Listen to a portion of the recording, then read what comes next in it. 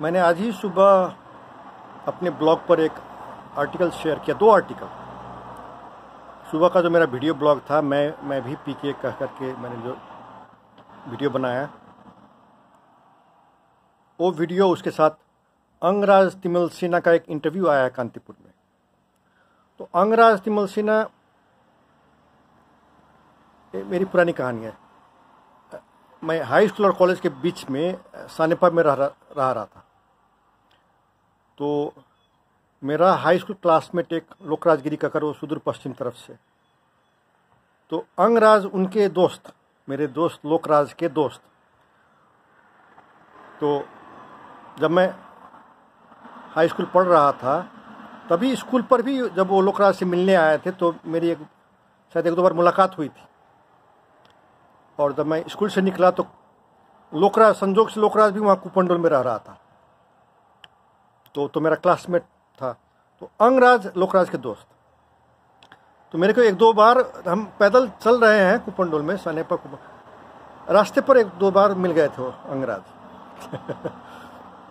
उसके बाद सन 2005 में जब हम न्यूयॉर्क आए, तो लोकतांत्रिक आंदोलन, वो भी न्यूयॉर्क में थे। और वो शेबाजू दवा को दाई कहने वाले लोग हैं। ये सुदूर पश्चिम लोगों का होता है एक, जिस तरह मधेसी कहते हैं, तो सुदूर पश्चिम का भी एक होता है, तो वो उन लोग का है। ये आनंद बिष्ट हुए, तो वो लोकतांत्रिक आंदोलन में वो भी अपने तरफ से योगदान दे रहे थे। न्यूयॉर्क में थे, कार्यक्रम सब में आते थे, तो वहाँ भी बहुत बार मुलाकात हुई। उसके बाद वो यूएन में चले गए, और अभी शायद सिंगापुर में रह रहा है। उस आर्टिकल में लिखा हुआ है वो सिंगापुर से यूएनडीपी के लिए काम करते हैं। तो उनका आर्टिकल तो ऐसे आता रहता है कांतिपुर में। लेकिन इस इंटरव्यू में, और ये इंटरव्यू मेरे को पहली बार दिखा कुलचंद्र गौतम, जो यूएन में थे, अभी तो रिटायर्ड हो गए हैं, तो उनके फेसबुक पर उन्होंने शेयर किया था कि अंगराज तिमल सिन्हा का बात लोग सुनिए, इनसे सुझाव लीजिए कह करके, प्रशंसा करके कुछ कहे हुए थे। तो उस कमेंट में मैंने अंगराज जी का नाम जिक्र करके, वो लिंक कर देते हैं तो उसको पता चल जाता कि मेरा नाम जिक्र हुआ है।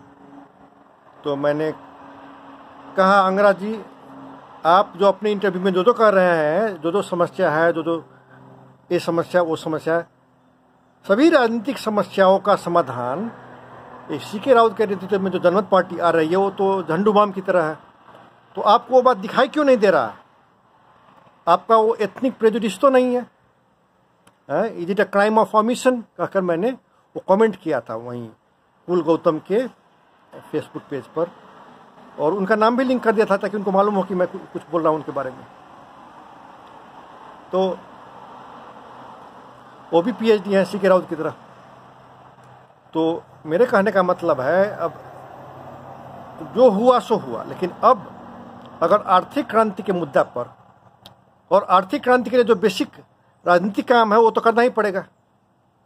करप्शन से फाइट करना वो तो राजनीतिक काम है, और बगैर करप्शन को फाइट किए आर्थिक क्रांति संभव ही नहीं है। उसी तरह ईज ऑफ डूइंग बिजनेस जो कहते हैं, वो कौन करेगा? तो पॉलिटिकल लीडरशिप को ही करना होगा। तो अब ये विश्व पौडेल जो राष्ट्र प्लानिंग कमीशन में जो उपाध्यक्ष बने, कि अध्यक्ष बने, क्या बने हैं, तो वो उनसे मेरी ऑनलाइन एक अर्ली 2000s की बात है। 2005 मैं तभी न्यूयॉर्क भी नहीं आया था, तो उधर मिडवेस्ट में था। तो साधा.com को आके था, अभी भी होगा। तो वहाँ ऑनलाइन वो बहुत एक्टिव थे वो। तो उस समय ऑनलाइन मुलाकात हुई थी, अभी तक इन पर्सन मुलाकात हुई नहीं, लेकिन अच्छा परिचय हो गया, तो अभी तक है वो। तो वो मैसेंजर पे मैंने एक छोटा सा ग्रुप बनाया हुआ है 10-15 लोगों का, नेपाल द न्यू जनरेशन का के, तो उनमें उनका नाम भी मैंने डाल दिया है। तो उनका कांतिपुर में आता रहता है। और पृथ्वी नारायण शाह के बारे में एक लेख लिखे थे कुछ 1-2 महीना पहले शायद। तो पृथ्वी नारायण शाह के बारे में मैंने उतना अच्छा लेख आज तक पढ़ा ही नहीं था, उतना अच्छा लिखा हुआ था उन्होंने।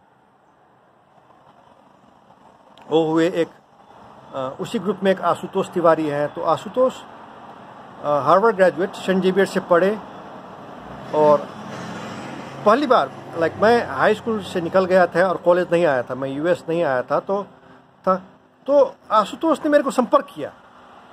वो मेरे हाई स्कूल का था नहीं, तो मेरे को क्यों संपर्क किया, कैसे मेरा इन्फॉर्मेशन पता किया, मेरे को ताज्जुब हुआ। लेकिन कोई आदमी संपर्क कर रहा है, कह रहा है ऐसे हम आपसे मिलना है।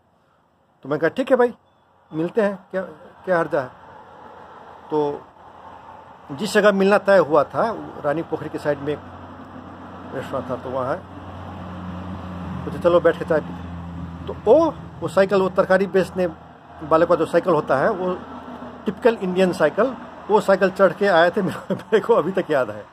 तो मेरे को ताज्जुब लगा कि कौन आदमी है, मैं तो जानता नहीं था कौन आदमी है। ये कौन आदमी है, कहता है हार्वर्ड पढ़ रहे हैं, छुट्टी में आए हुए हैं, तो हमसे क्यों मिलना है। तो वो पहली बार मिले थे। उसके बाद ऑनलाइन बहुत बार मिले हुए हैं, लॉट ऑफ म्यूचुअल फ्रेंड्स। और वो फेसबुक पर बहुत एक्टिव रहते हैं, फेसबुक पर कमेंट सब मारते रहते हैं। वो रनिंग कमेंट्री नेपाल के सामाजिक पक्ष के बारे में, राजनीतिक पक्ष के बारे में, बहुत स्मार्ट लोग हैं वो। मेरे को अभी पहले तो मालूम नहीं था, उनके जो संजीवेश को, जो उनके जो स्कूल मेट्स थे, उनको कहते थे वॉकिंग टॉकिंग इंसाइक्लोपीडिया। और बहुत जिज्ञासा रखते हैं, बहुत, और सिर्फ किताबी जिज्ञासा नहीं, वेरी वेल ट्रैवल। अब कितने नेपाली हैं जो इथियोपिया गए हैं, पास में भूटान है, कितने नेपाली है भूटान गए हुए हैं, वो गए हुए हैं। तो जिज्ञासा है उनमें। मैंने उनके फेसबुक पेज पर एक देखा, कह रहे हैं कि मैं बांग्लादेश गया, ये देखो लोगों से मिला। तो उनके उस ग्रुप फोटो में एक दूसरा व्यक्ति, एक औरत, मेरी परिचित, मेरी यहाँ यूएस में परिचित। तो मैंने कहा अरे आंसू, I know somebody in your picture. तो मैं कहने का मतलब है, और एक एंटरप्रेन्योर, वो भी फेसबुक पर काफ़ी एक्टिव रहते हैं, रुद्र पांडे। रुद्र पांडे के पहले कंपनी बेचने से पहले नॉर्थ अमेरिका के सबसे धनवान नेपाली थे आदित्य झा, जो महोत्तरी जिला के ही हैं। तो रुद्र पांडे सफल एंटरप्रेन्योर है, और है ना, वेरी हम्बल बैकग्राउंड, काठमांडू के पड़ोस के ही किसी जिला के। तो वो तो जो है सो है, जो उनका जो बैकग्राउंड है, जो किए हैं, जो कर रहे हैं, वो फेसबुक पर बराबर कमेंट लिखते रहते हैं। वो भी एकदम ब्लंटली बोलने वाले लोग से हैं। That's probably the number one thing I notice about him. Bluntly बोलते हैं, अपना बात तो कह देते हैं। तो और एंटरप्रेन्योर है, उनका है कि हम कुछ करें नेपाल में, वो सेवा का भावना है कि हम कुछ करें। तो एज एन एंटरप्रेन्योर वो एंटरप्रेन्योर ही करेंगे। यहाँ तक एक पार्टी भी दर्ता कराए हुए हैं, हमरो पार्टी का करके दर्ता कराए हुए हैं। तो मेरे कहने का मतलब है, आप कहीं से भी शुरू करिए नेपाल में, मधेश से शुरू करिए, मधेसी मुद्दा से शुरू करिए, मधेश में आंदोलन करिए। लेकिन जब आप भ्रष्टाचार का मुद्दा, आर्थिक क्रांति का मुद्दा, विशेष करके आर्थिक क्रांति का मुद्दा पकड़ के जब आगे आइएगा, तो ऐसे लोगों से मिलना होता है। ये अंगराज तिमिल सिन्हा, तो विश्व पौडेल, तो आशुतोष तिवारी, तो रुद्र पांडे, और भी हैं, बहुत लोग हैं। मेरे डायरेक्ट और इनडायरेक्ट चीना परिचय के लोग में अब बहुत गए हुए हैं। जब मैं जिस हाई स्कूल से पढ़ा, तो वहाँ के लोग तो यूएस के टॉप जितने कॉलेज यूनिवर्सिटी हैं, सब जगह गए हुए हैं। जितने बड़े बड़े कंपनी हैं, सब जगह काम किए हुए हैं। तो वो तो है ना। मेरा खुद एक क्लासमेट वहाँ ऑक्सफोर्ड से किया है, नेपाल का पहला बायोटेक कंपनी उसने लॉन्च किया, काठमांडू में रहता है अभी। उसी का साथ एक और गया था, एक ही बैच में। तो गए हुए हैं लोग, गए हुए हैं, पढ़ने गए हुए हैं बहुत जगह पर। लेकिन what makes CK Raut stand out is Nepal में जो ट्रांसफॉर्मेशन करना है, वो तो पॉलिटिकल लीडरशिप से ही संभव होगा। विनोद चौधरी ने इधर कहा है कि मैं चैम्बर ऑफ कॉमर्स का चुनाव जीत के उसका अध्यक्ष बना और छोटा मोटा ट्रांसफॉर्म किया भी, लेकिन देश का ट्रांसफॉर्मेशन वो मेरे से नहीं हुआ, वो होगा भी नहीं। चैम्बर ऑफ कॉमर्स का प्रेसिडेंट क्या कर सकता है, कितना कर सकता है? तो देश का ट्रांसफॉर्मेशन वो पॉलिटिकल लीडरशिप से ही होगा। तो पॉलिटिकल लीडरशिप से होगा तो वहाँ जाइएगा, रणभूमि में जाइएगा तब ना। तो रणभूमि में गए हुए हैं, ठीक है राउत, तो that makes him stand out. lot of smart people went to top colleges, top universities all over the world, worked for top companies, लेकिन सीके राउत में फ़र्क क्या है तो वो वहाँ फील्ड में गए हुए हैं। हालांकि मेरा एक एम्बिशन है कि उनका जो स्टोरी है कि मैं करोड़ों का नौकरी छोड़ के आया, तो वो तो है, दैट इज़ ट्रू, मैंने त्याग किए हैं, लेकिन मेरा एक एम्बिशन है उस स्टोरी को चकनाचूर कर देना। तो कैसे चकनाचूर होगा? तो मैं जो कर रहा हूँ कि इस मुद्दा को पकड़िए, स्वीप करिए, चुनाव पहली बार ही मैं कौन की तरह, वो अगर हुआ तो उनको बड़े बड़े पब्लिशिंग हाउस सब उनको बुक डील देंगे कि आप अपना अभी तक का जीवनी लिखिए, आत्मजीवनी, और लीजिए डाउन पेमेंट कह करके। तो वो उसके बाद वो जितना वो अगर वो अपना बोस्टन वाला जॉब कायम रखते अभी तक जितना कमाते, वो सब सूद ब्याज सहित आ जाएगा। तब तो वो हम करोड़ों का नौकरी छोड़ के ये सब जो स्टोरी है वो स्टोरी कोलैप्स हो जाएगा। मेरा एक एम्बिशन है कि वो हो जाए, कि आप इस रोड में पर चलिए और कहीं से बुक डील आएगा, बुक डील आया बस, तब ये हुआ। And he deserves it. बहुत दर्जनों बार तो जेल गए हैं, नेपाल के राजनीति में वो बहुत मायने रखता है, और वेरी अनफेयरली ये जो है सो पंचायती स्टाइल में। यार सर्वोच्च कह रहा है कि इसको मत पकड़ो, फिर भी हरास कर रहे हो, क्या कर रहे हो? रूल ऑफ लॉ नहीं है, नंगा हो रहे हो, डेमोक्रेसी नहीं है नेपाल में। तो एक वो हो सकता है कि मुद्दा पकड़ने के बाद, आर्थिक क्रांति का मुद्दा पकड़ने के बाद विभिन्न पृष्ठभूमि के लोग,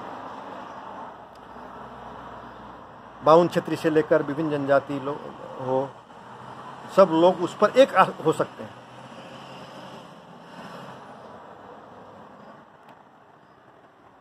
और जनमत पार्टी के भीतर जो पुलचोक माफिया है, इसी के खुद हुए बसंत कुशवाहा और सब भी हैं, जो वीरेंद्र शाह, ये पुलचोक कैंपस के ग्रेजुएट सब हैं, सब साथ पढ़े हैं। तो पुलचोक माफिया का एक सर्कल है भीतर में, पार्टी के भीतर में।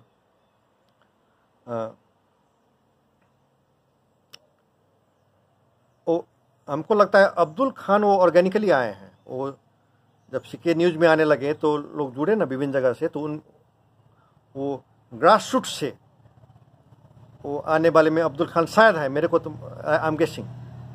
विनय पजिया तो टीचिंग हॉस्पिटल से पढ़े हैं। तो वो जो है लाइक विनय जी भी वहाँ MBBS करके यहाँ आके वो तीन एग्जाम देना होता है, दे करके उन्होंने ये प्रमाणित किया था कि मैं भी चाहता तो US में मेडिकल प्रैक्टिस कर सकता है, मैंने छोड़ दिया। तो इंस्पायर्ड बाय सीके, तो उससे मालूम होता है कि वो एक कैरिस्मेटिक लीडरशिप क्वालिटी वाले आदमी हैं, वो बहुत मायने रखती है।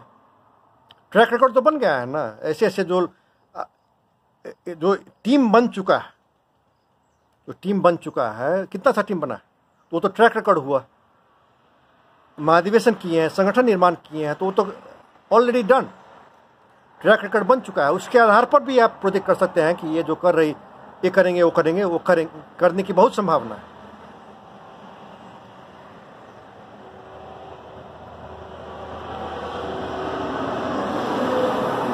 तो अंगराज तिमिल सेना का मैंने एक आर्टिकल कोट किया, उसी में मैं ratoparty.com के अभी संपादक हैं अरुण बराल, वैसे फेसबुक पर भी कनेक्टेड हो गए हैं, लेकिन उससे पहले वो ऑनलाइन खबर में था। तो ऑनलाइन खबर भी एक टेक स्टार्टअप की तरह मैं मानता हूँ। लाइक ऑनलाइन ओनली कहकर पत्रिका लॉन्च किए, उतना अच्छा किए। अभी रातो पार्टी बने तो उन्होंने कहा है वैकल्पिक शक्ति के बारे में बहुत अच्छा लिखा, मतलब कांग्रेस, एमाले, जसपा, माओवादी सबका देख रहे हैं कि नहीं भविष्य नहीं है, तो वैकल्पिक शक्ति कौन? तो जवाब मेरा जवाब है वो जनमत पार्टी, स्वाभाविक है।